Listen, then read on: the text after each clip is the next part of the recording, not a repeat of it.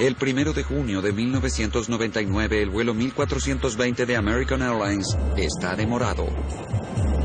Este es el movimiento de la tormenta. Se está deslizando hacia el sudeste. Tendremos una tarde tormentosa. La demora del vuelo 1420 aumentó la presión de los pilotos aún antes del despegue. La responsabilidad puede caer en la tripulación de vuelo para cumplir con un programa ajustado. Despachen, por favor. Sí, soy Michael. La tripulación tiene límites legales estrictos sobre su tiempo de servicio. El primer oficial advirtió que podrían partir fuera de horario. Alrededor de las 11:16. El vuelo debía despegar en la próxima hora o sería cancelado. Los pilotos entonces supieron de otra presión provocada por el clima, que empeoraba cerca de su destino.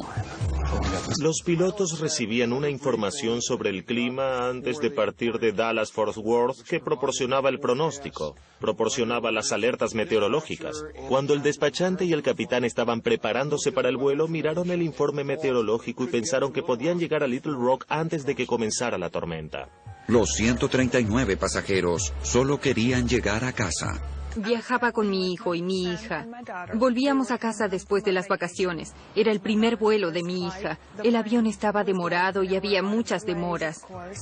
Era cansador, era frustrante. Era de noche.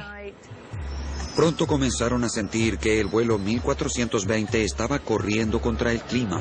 Cuando nos llamaron para abordar el avión, querían que lo hiciéramos rápidamente. Suban, siéntense, colóquense los cinturones. Nos vamos. Mencionaron que había mal tiempo entre nosotros y Little Rock. Querían adelantarse al mal tiempo que se acercaba a Little Rock. Finalmente, con más de 2 horas de demora, el vuelo 1420 parte de Dallas. Sin que la tripulación lo supiera, las tormentas ya avanzaban hacia Little Rock. 40 minutos más tarde, el vuelo 1420 está a 160 kilómetros de su destino. En este punto, la transcripción del grabador de voces revela una rutina calma y continua de la cabina de pilotaje. American 1420, ¿van a querer descender más? Hasta ahora está todo bien. American 1420, le haremos saber. El primer oficial del American 1420 era un empleado nuevo. Recién había finalizado el entrenamiento y lo juntaron en uno de sus primeros viajes con este capitán experimentado. Por lo tanto, ahora tenemos un piloto con mucha experiencia junto a un oficial relativamente nuevo. Bushman y Origel están sin duda relajados y planean su aproximación y aterrizaje. 25 para 24 fijo y armado. ¿Crees que vamos a salir bien de todo esto? Sí, casi estamos por debajo del peso máximo de aterrizaje. Hay una luna espléndida o una nave espacial. Oh, es la nave escolta. La bomba central se está agotando, ¿está bien? Los pilotos están muy atentos a las tormentas. El radar meteorológico de a bordo registra una zona de cielo en forma de cono frente al avión. Las tormentas potencialmente severas aparecen en rojo. Ahí está tu gran desafío. Tenemos que llegar allí rápidamente.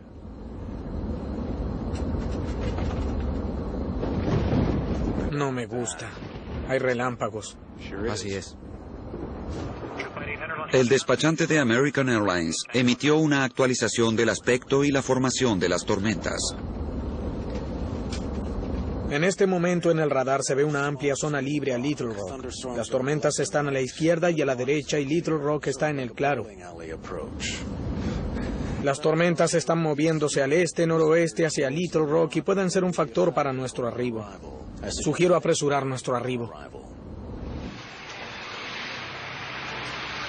El despachante le dio a la tripulación la información meteorológica. A él le parecía que habría una abertura, o como él lo llamó, pista de bowling, donde tenían 2 tipos de tormentas, o 2 tormentas con una abertura entre ellas, y que si la tripulación apuraba su viaje a Little Rock, probablemente podía pasar por esa abertura antes de que las 2 tormentas se juntaran. Pero a medida que desciende el vuelo 1420, el plan para vencer a las tormentas estará seriamente equivocado. Los pilotos no advierten que las paredes de la pista de bowling se están cerrando. La ruta del vuelo 1420 de American Airlines está flanqueada por tormentas engañosas, un corredor que los pilotos llaman la pista de bowling. Con 130 kilómetros que faltaban, la ruta a Little Rock aún parecía ser clara. Aquí está la pista de bowling. Sí, lo sé. De hecho, ahí están las luces de la ciudad. ¿Quieres descender? No todavía, pero pronto. Estamos a 130 kilómetros del aeropuerto y hemos iniciado nuestro descenso.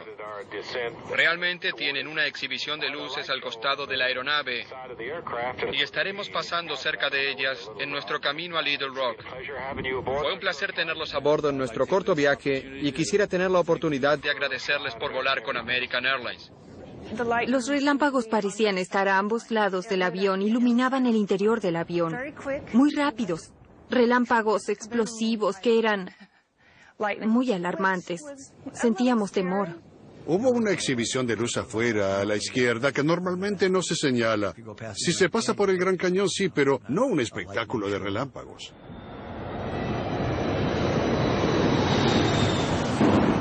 A medida que el avión desciende, las transcripciones de las grabaciones de la cabina de pilotaje demuestran que los pilotos saben del clima agitado que tienen delante. Solo algunos rayos, ahí adelante. A pesar de eso, creo que estaremos bien. En línea recta. Sí, derecho por la pista de bowling. Como dirían mis amigos, California tranquila. Tranquila. Perfecta. Exactamente.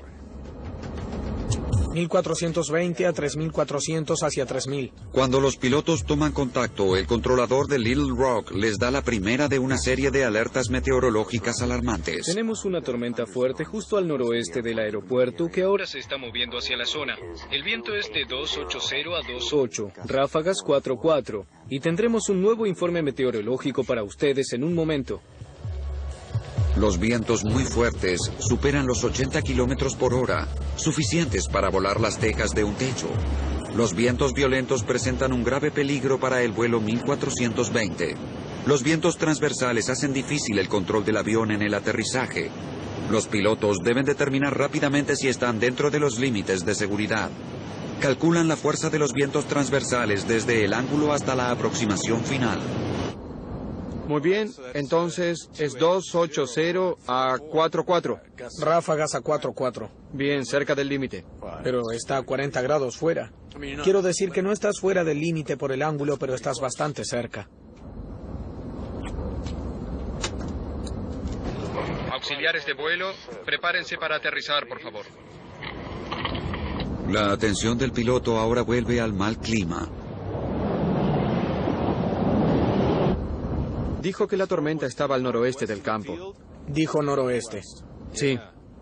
Son relámpagos. Él dijo tormenta. Pero la tarea de rastrear las tormentas cambiantes se hace más difícil por la falta de un radar sofisticado en Little Rock. American 1420. El equipo de ustedes es mucho mejor que el mío. ¿Cómo se ve el 22F final? ¿Qué es eso? Divisamos el aeropuerto con mucha dificultad. Deberíamos poder hacer 2-2. La tormenta se está acercando, como dice su radar, pero está un poco más lejos de lo que pensaba. El controlador les dice, su radar es mejor que el mío, y así sucesivamente. El controlador en este accidente tenía un radar monocromático, o básicamente un aparato de radar en blanco y negro, y no podía determinar las intensidades de la tormenta.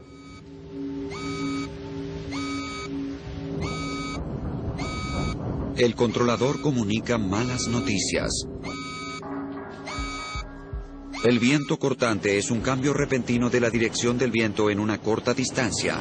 Es uno de los elementos más temidos de una tormenta fuerte. Para combatir estos vientos constantemente cambiantes, los pilotos se ven obligados a apartarse de sus planes previos de aproximación. Deben invertir la dirección de su aproximación para aterrizar contra el viento. Sí, pero vamos con el viento en contra, señor. La decisión de los pilotos de aterrizar en la dirección opuesta es una jugada prudente, pero creará serios problemas. Bien, un giro a la derecha, 250 al revés. Sí, señor. Están cerca del aeropuerto. Correcto. 250 estará bien. Cuando los pilotos giran a una nueva aproximación, el radar meteorológico de la aeronave, que registra el frente del avión, pierde el rastro de las tormentas. Peor aún, el giro demora el aterrizaje más de 10 minutos y con cada momento que pasa, las tormentas crecen en intensidad. Pista 4, derecha 111.3042. Creo que el aeropuerto estaba debajo nuestro. Sí, correcto. Cambiar pistas, seguir las tormentas con atención, todo suma trabajo a los pilotos. 2217, intersección de la inclinación de planeo todo el camino. Aproximación frustrada, giro a derecha a 4000. ¿Tienes el aeropuerto? No tengo el aeropuerto. Bien, ¿tienes el ILS? Sí, tengo el ILS. Los pilotos de aerolíneas ganan dinero cuando están volando con mal clima. La cantidad de trabajo comienza a aumentar debido a que tienen que considerar las nubes bajas, la lluvia, los rayos, las tormentas, el viento. Estos elementos comienzan a importar cuanto más cerca estás del aeropuerto.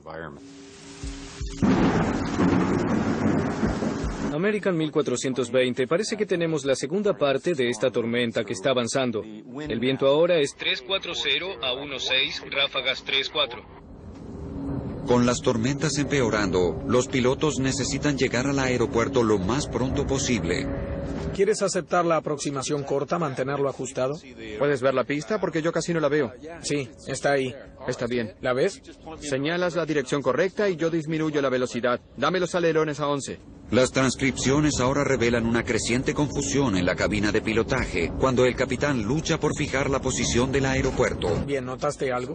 ¿Viste el aeropuerto allí? ¿Dónde? Allí. ¿Está sobre la básica? Está ahí mismo. ¿Estoy sobre la básica ahora? Es como un ángulo agudo y estamos llegando. Y está ahí mismo. Lo perdí. No podemos mantenerla visual. Ahora los pilotos tienen que abandonar su aproximación visual directa y pedir ayuda al sistema de aterrizaje con instrumentos de Little Rock. Pero esto demora el aterrizaje. Aproximación American 1420. American 1420, sí, señor. Sí, hay una nube entre nosotros y el aeropuerto y perdimos el campo. Estamos en el vector... Básicamente, estamos en el último vector que nos... Tío, que parece la pata trasera de un perro. American 1420 puede volar con rumbo 220. Los guiaré hacia el ILS. Estas imágenes de noticias muestran la tormenta en la noche del accidente. Como la lluvia fuerte acorta la visibilidad aún más, el capitán Bushman se siente desalentado. Odio volar alrededor de la visual con instrumentos en la noche, con mal clima y sin saber dónde estamos. Había algo que me desconcertaba. Sabía que estábamos descendiendo mucho, que la lluvia no cesaba y que íbamos dando saltos pesadamente. Mira cómo vamos directo a la tormenta. Bien. Aproximación American 1420. Sé que están haciendo lo mejor que pueden, señor. Nos estamos acercando a la tormenta. Seguiremos sus indicaciones. El avión estaba bamboleándose al punto de que era muy inestable. No sé qué hizo que me diera cuenta, pero era consciente de que tendríamos un problema. No sé cómo ocurrió esto. A medida que el vuelo 1420 se alinea para la aproximación final, entra en el centro de una tormenta. La crisis para el vuelo 1420 sería aún peor.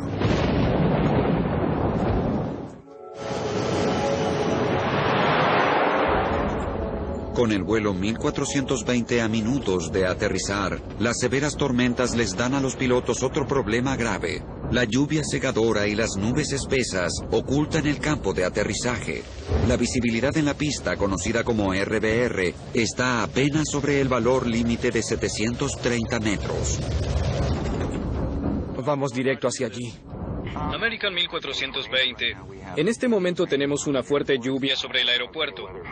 La visibilidad es inferior a 1.6 kilómetros y la RBR es 914. La visibilidad es inferior a 914 metros. Los pilotos no están seguros de que no sea peligroso aterrizar. ¿914? Recibido 914. ¿Es correcta 4 derecha? American 1420 es correcta. Autorizados para aterrizar. ¿Podemos aterrizar? 030 a 45, American 1420. 914 RBR. 914 a... No, RBR es 730. Bien, correcto. Sí, correcto. Bien, 15. Tren de aterrizaje bajo. Luces, por favor.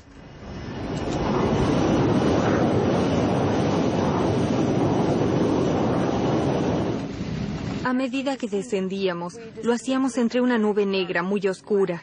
La lluvia parecía caer en forma horizontal. Afuera estaba tan ventoso que el avión se balanceaba. Nunca había hecho esto.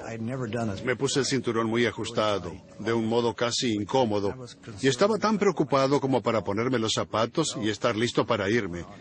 Había algo que me ponía nervioso. Los vientos transversales están por encima del límite. Los pilotos podrían desviarse a otro aeropuerto, pero no lo hacen aunque el clima empeora. Alerta de vientos cortantes. Campo central, viento 350 a 32, ráfagas 45 norte límite, viento 310 a 29. Norte este límite, viento 320 a 32. Las sacudidas parecían ser las más fuertes que jamás sentí. Se podía decir que los centros de las tormentas estaban extremadamente cerca del avión. Yo decía, si trata de aterrizar con este clima, nos vamos a estrellar. Alerones 28. Agrégale 20. La visibilidad cae drásticamente por debajo del límite. American 1420. RBR en la pista 4 derecha es ahora 487. ¡Diablos! Los pilotos están confundidos. Bajo presión, comienzan a cometer errores. No puedo ver nada. Estoy buscando 460. Ahí está. No podía ver nada. El viento movía el avión de un modo muy violento. Había viento transversal y tenía miedo de que fuéramos a aterrizar sobre un ala. ¿Quieres alerones a 40? Sí, ya lo dije. Sabía por la forma en que estaba manejando el avión y los ruidos de los motores que estaba tratando de alinearlo para la pista. No la veía, pero sabía que estábamos cerca y seguía pensando, ¿dónde está la pista? 300 metros, 20, 40. Aterriza. Esto es un revuelto de gusanos. El viento es 330 a 28. Voy a quedarme un poco por encima de este. La pista está a tu derecha, ¿la tienes? No. Tengo la pista a la vista. La tengo. Quédate donde estás. La tengo. En ese momento la mayoría de la gente en el avión se estaba asegurando bien. Miré hacia atrás y estaban rígidos. Sospechaba lo peor, realmente. Era posible que no aterrizáramos.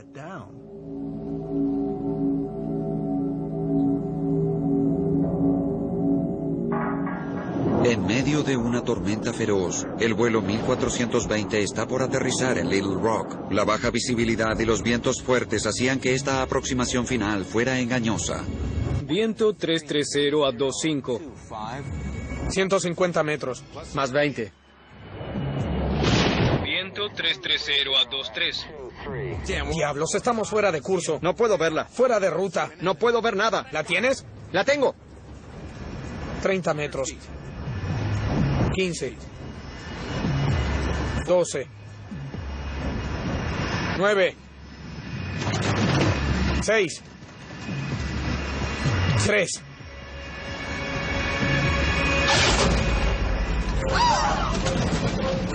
Golpeamos la pista realmente fuerte y no disminuimos la velocidad.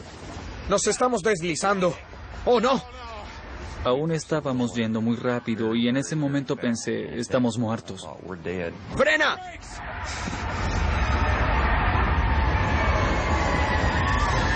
¡Oh, Dios! Era un verdadero caos.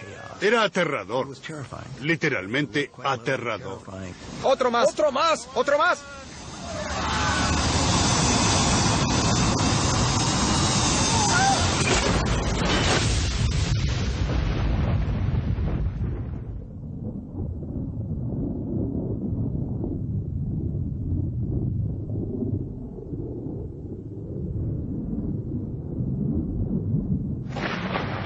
Cuando el avión efectivamente se detuvo, hubo un momento de silencio total, absoluto.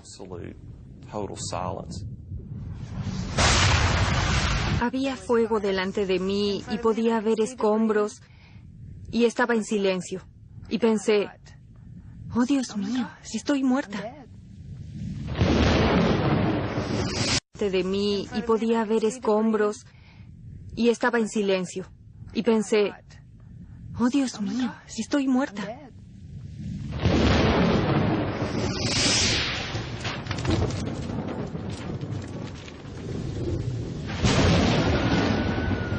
En esos minutos escuché un pequeño grito.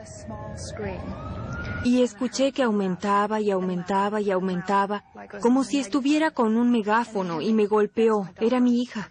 Y yo estaba igual. Bien, tenemos que salir de aquí, tenemos que hacer algo. Los pasajeros luchaban por salir antes de que el fuego tomara toda la cabina.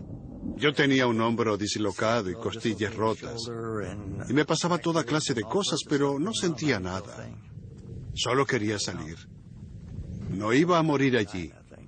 Salí del avión probablemente en 10 segundos.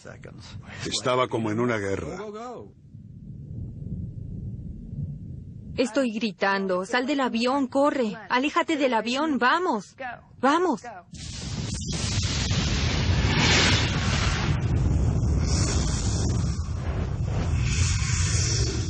Algunas personas parecían salir de una explosión. Sus ropas estaban destrozadas. Vi a un hombre usar su teléfono celular para pedir ayuda. No sé dónde estamos, pero hay una carretera que va al aeropuerto.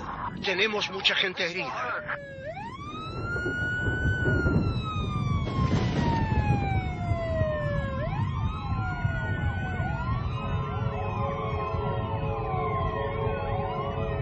Viajando a más de 160 kilómetros por hora, la aeronave siguió hasta el final de la pista, hizo un surco en un terraplén de casi 8 metros y embistió un andén de acero. El avión se partió en varias partes. Los restos finalmente fueron a caer en las orillas barrosas del río Arkansas.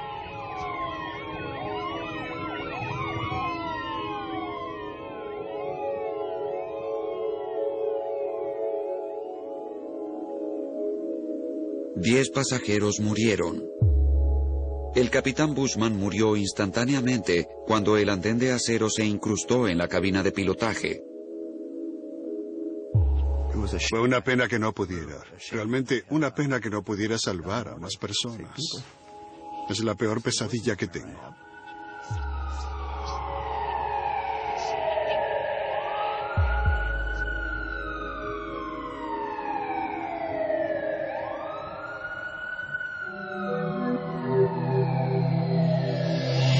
La Junta Nacional de Seguridad de Transporte de los Estados Unidos, o NTSB, fue notificada de inmediato.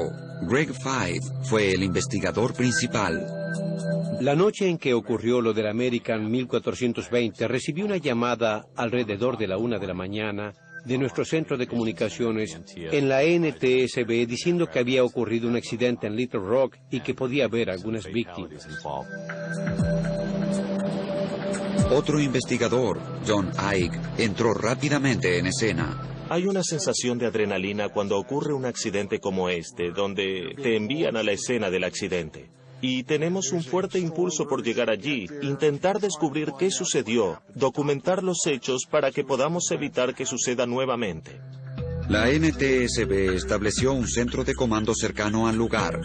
Estarían los siguientes 18 meses reconstruyendo los hechos. Teníamos una idea básica de lo que había sucedido cuando llegamos a la escena, solo que no sabíamos por qué. Sabíamos que el avión había continuado al final de la pista, sabíamos que los pilotos no pudieron detenerlo, que la aeronave se destruyó atravesando este andén y que el incendio posterior al choque mató mucha gente, pero no sabíamos por qué. La NTSB trabajó hacia atrás desde el momento del impacto, juntando todas las secuencias de los hechos desde la aproximación final hasta Dallas-Fort Worth. La primera pregunta para los investigadores era por qué los pilotos no habían podido detener el avión.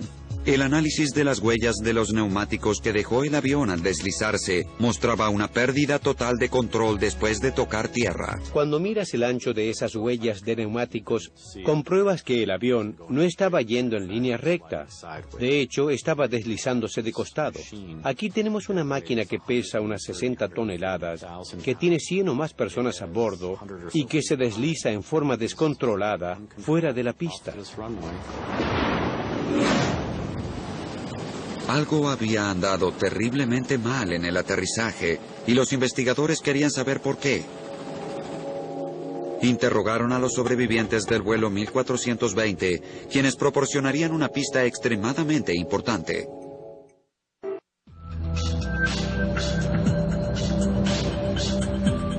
Los investigadores de la NTSB necesitaban descubrir por qué el vuelo 1420 se había deslizado sin control fuera de la pista. Comenzaron a entrevistar a los sobrevivientes.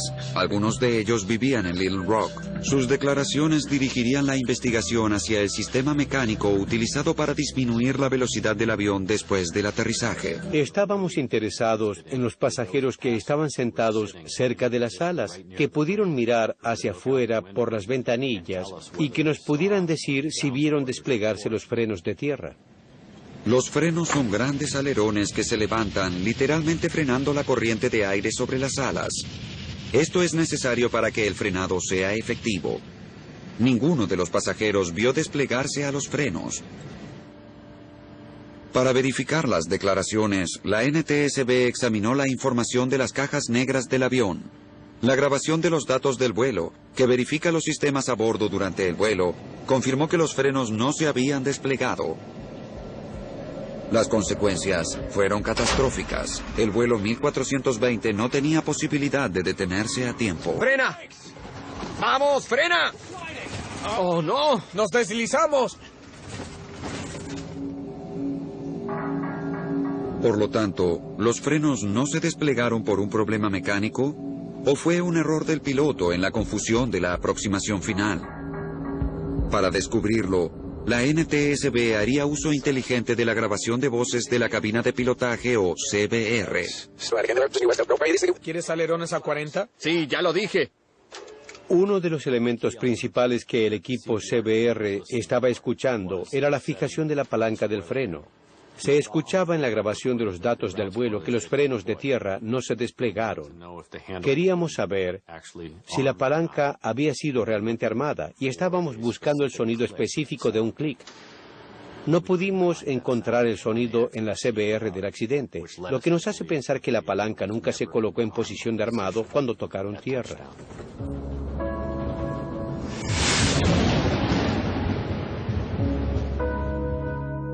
El piloto estaba tan ocupado en la cabina de pilotaje que simplemente olvidó armar los frenos. Si se hubieran desplegado, la aeronave MD-80 podría haber corrido rápidamente por la pista, pero se hubiera detenido antes de golpear el andén. Los pilotos cometieron errores serios y, por último, fatales. Pero los investigadores querían saber por qué. Sospechaban que las presiones anteriores en el vuelo los habían llevado a estos errores. Ellos desviaron su atención al clima.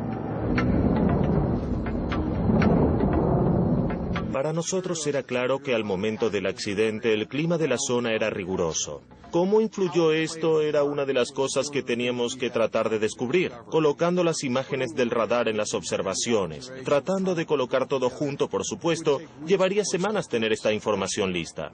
La NTSB quería saber el papel que había desempeñado el clima en el accidente y si los pilotos eran conscientes de los peligros. Mira cómo vamos directo a la tormenta. Una de las preocupaciones que tienen todos los pilotos cuando están tratando de aterrizar una aeronave es, por supuesto, asegurarse de que los vientos transversales que puedan experimentar no excedan la capacidad de ellos o de la aeronave. Ahora los vientos 350 a 30, ráfagas 45. ¿Podemos aterrizar? La tripulación de este vuelo en particular tenía una limitación no impuesta por ellos, sino por la empresa, y era que no se les permitía exceder el viento cruzado de 10 nudos en una pista húmeda. Las limitaciones de los vientos cruzados están claramente establecidas en el manual operativo. Estaban volando más allá de los límites. Esto es un revuelto de gusanos. Hay una pista a tu derecha, ¿la tienes? No. Esta animación muestra el efecto de los vientos que obligaron al capitán a hacer las últimas maniobras desesperadas. Los vientos definitivamente golpearon el vuelo.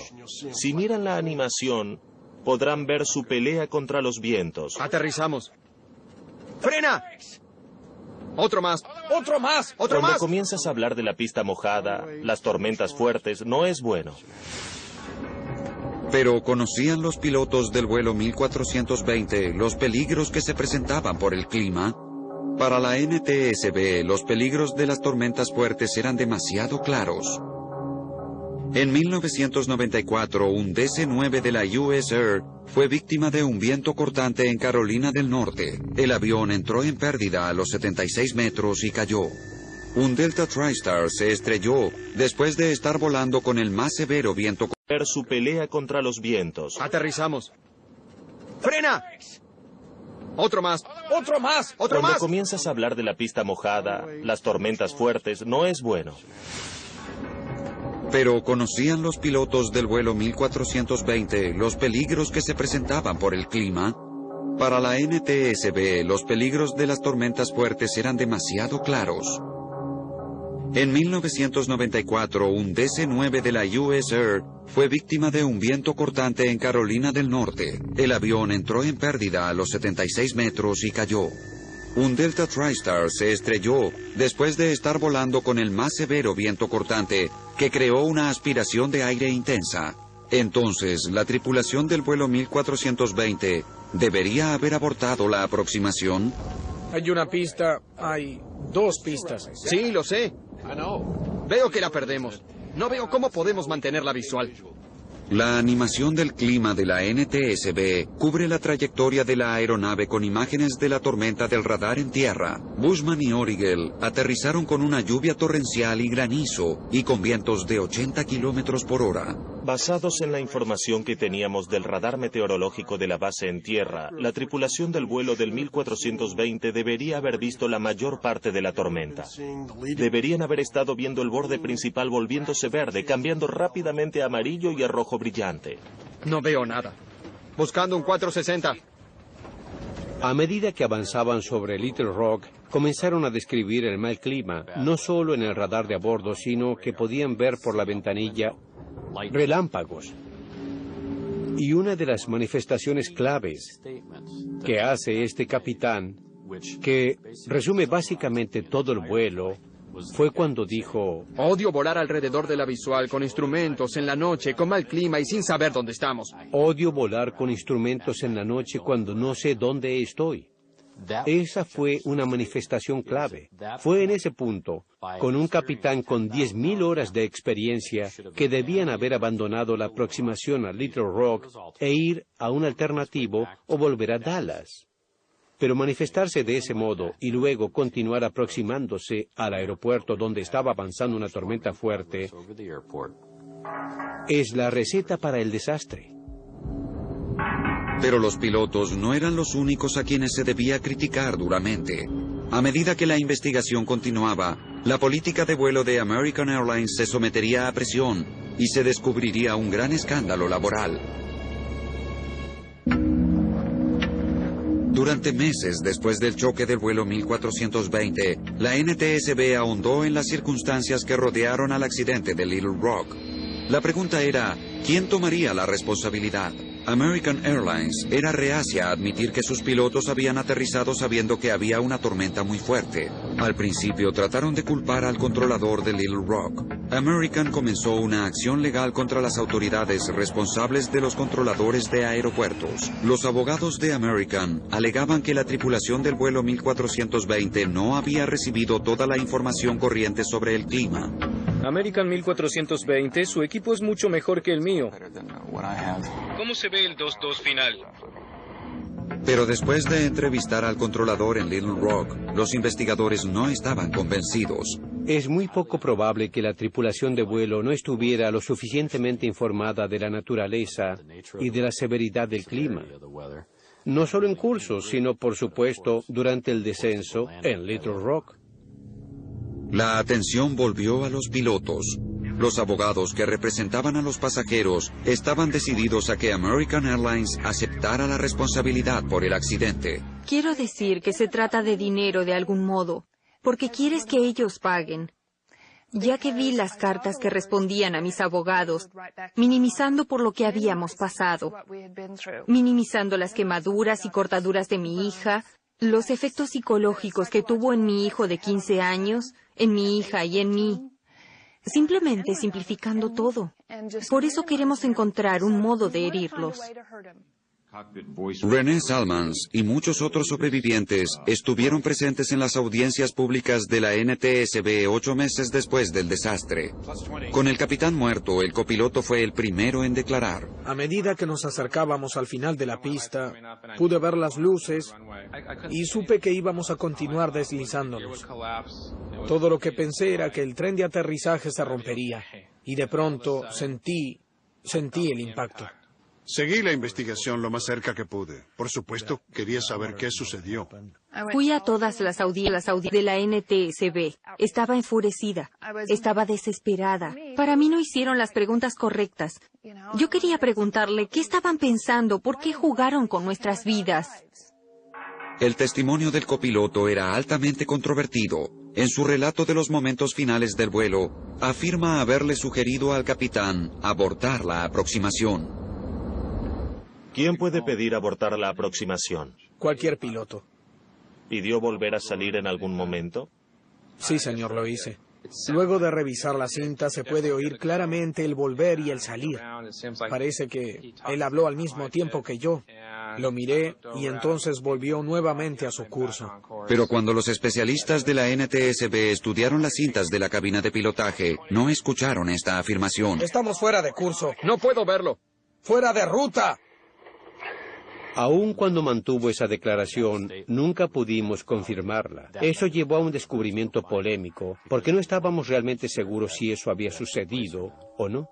La NTSB fue dura con el copiloto, pero el entrenamiento de American Airlines también era culpable. Greg Feith puso en el estrado al gerente de American Airlines.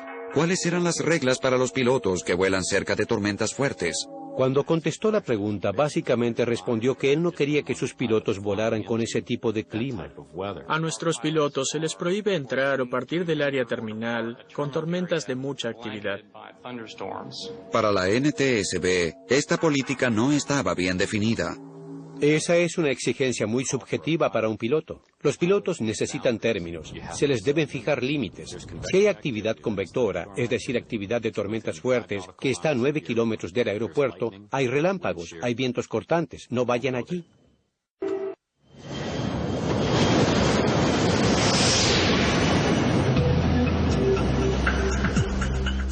Cuanto más investigaba la NTSB, más encontraba que volar con fuertes tormentas era tan común que era perturbador. La prueba extraordinaria que daban las audiencias revelaron que el problema era de alcance laboral.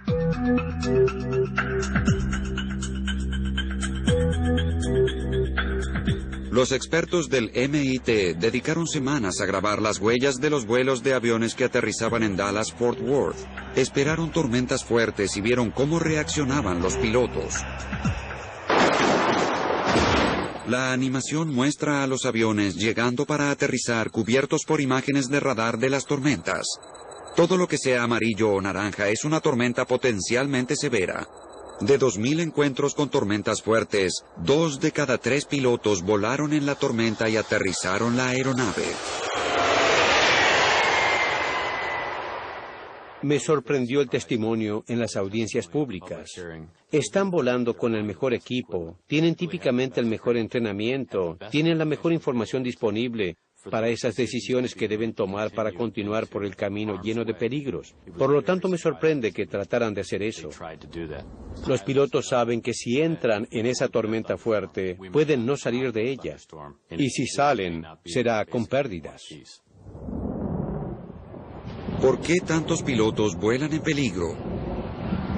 Los investigadores del MIT descubrieron que los pilotos eran más imprudentes si estaban atrasados, si era de noche, y si la aeronave delante de ellos también estaba volando con mal tiempo. En el caso de Little Rock, 2 de esos elementos estaban presentes. Era de noche y estaban atrasados.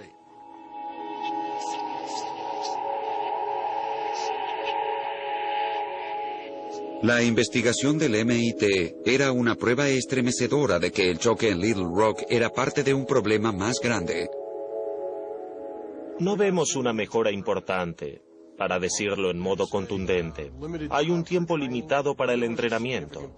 El clima era una parte significativa que arma la escena del accidente. Nosotros no perdonamos ninguna operación que sea dirigida en ese clima. Existía un peligro por el clima riguroso y debió haber sido suspendida. Es decir, ninguna operación. Las causas fundamentales del choque del vuelo 1420 fueron aún más profundas. ¿Por qué los pilotos estaban tan decididos a aterrizar? Greg Feith encontró la respuesta en Dallas-Fort Worth aún antes de que el avión despegara. Encontró señales. Existía un peligro por el clima riguroso y debió haber sido suspendida. Es decir, ninguna operación.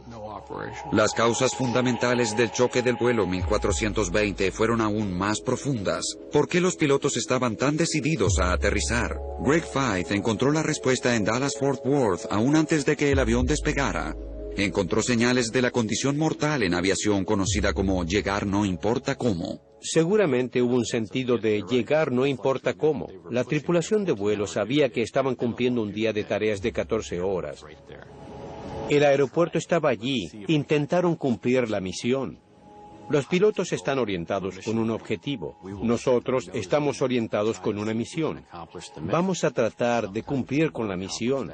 Algunas veces cumpliremos esa misión, pero algunas veces vamos tan lejos que no podemos salir. No tenemos más opciones. Las presiones de llegar no importa cómo desataron una serie de errores fatales y juicios cerrados. Buscando un 460.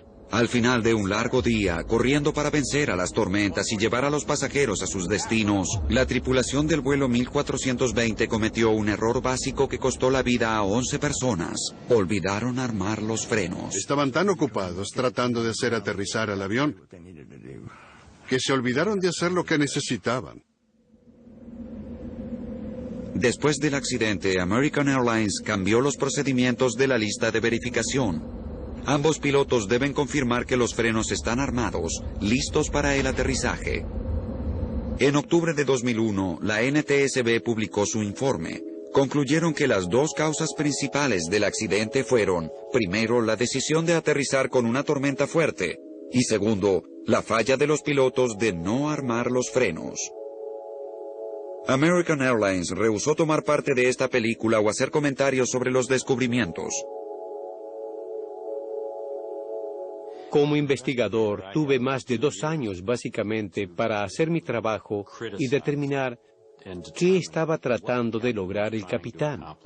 Ese capitán en particular tenía segundos para tomar decisiones basadas en la información que estaba recibiendo. Es injusto para un investigador de accidentes como yo comenzar a señalar con el dedo, pues yo no estaba allí. Yo los culpo, pero no estoy enojada con ellos. No pierdo mi tiempo con enojos hacia ellos. No tienen más que restos. Esto se puede comprender, pero lo que no se puede entender es que una persona que conozcas quiera matarse. Nosotros salimos y visitamos su tumba en la Academia de la Fuerza Aérea unas 3 veces. Y este hombre estaba atrapado en una situación muy mala. Quiero decir, estar allí y haber hecho eso.